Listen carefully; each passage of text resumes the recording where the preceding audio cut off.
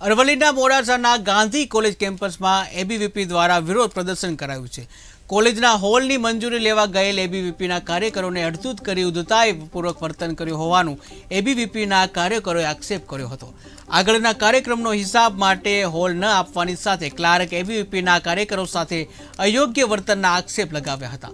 Clerk દ્વારા એબીવીપીના કાર્યકરોને તારા બાપની ઓફિસ છે તેવું ઉચ્ચારણ કરી બોલાચાલી કરાઈ હતી। મંડળના ક્લાર્ક ખુરશી લઈ એબીવીપીના કાર્યકરો સામે થતા મામલો બિચક્યો હતો।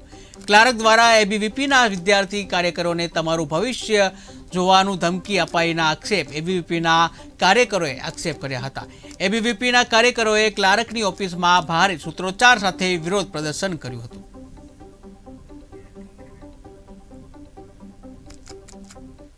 अखिल भारतीय विद्यार्थी परिषद द्वारा मोड़ासा जे आर्ट्स कॉलेज है तेमां पर हॉलनी परमिशन खाते लेवा जवानुं आवेथी विद्यार्थी परिषदना कार्यकर्ताओ अंदर मनीषभाई शर्मा जे क्लार्क है तेमना जोड़े विद्यार्थी परिषद परमिशन लेवा गई। तो परमिशन में मनीषभाई शर्मा एमनुं उग्र स्वरूप बतावी पोतानी खुर्सी लईने विद्यार्थी परिषदना कार्यकर्ताओने मारवा दौड्या। तो एटली वारमां जे विद्यार्थी परिषद हता ए बधाने बहार निकाळ्या। ए कॉलेजवाळाओए अने एम कहे छे के तमारा बापनी ऑफिस है तो आ जे एमनुं जे स्वरूप है तो ये थोड़ी विद्यार्थी परिषदना कार्यकर्ताओ नहीं चलावी ले अने ज्यां सुधी मनीषभाई शर्मा माफीपत्र लखीने नहीं आपे त्यां सुधी विद्यार्थी परिषदना एक पण कार्यकर्ता त्यांथी हलशे नहीं। आर्ट्स कॉलेजनी अंदर एक साहेबनुं उग्र स्वरूप जोई विद्यार्थीओ हचमची गया।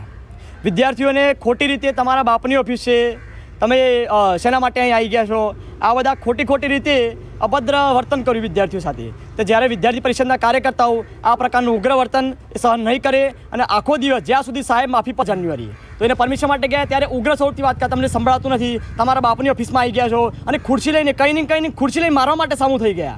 તો શું શિક્ષણના સંસ્થાનની અંદર આવા શિક્ષકો કે આવા વ્યક્તિઓ યોગ્ય છે? આ મારો પ્રશ્ન છે। ગયા હતા તો માનનીય મનીષભાઈ સાહેબ શ્રી દ્વારા વિદ્યાર્થીઓને ખોટી રીતે ધમકી આપવામાં આવી અને દરેક પર્સનલી વિદ્યાર્થી દીઠ એમ કહેવામાં આવ્યું કે તું કઈ કોલેજમાં અભ્યાસ કરે છે તારું ભવિષ્ય હું જોઈ લઈશ અને કે તમે પર્સનલી બહાર મળો તો તમારા ટાંટિયા પણ ભાગી નાખીશ।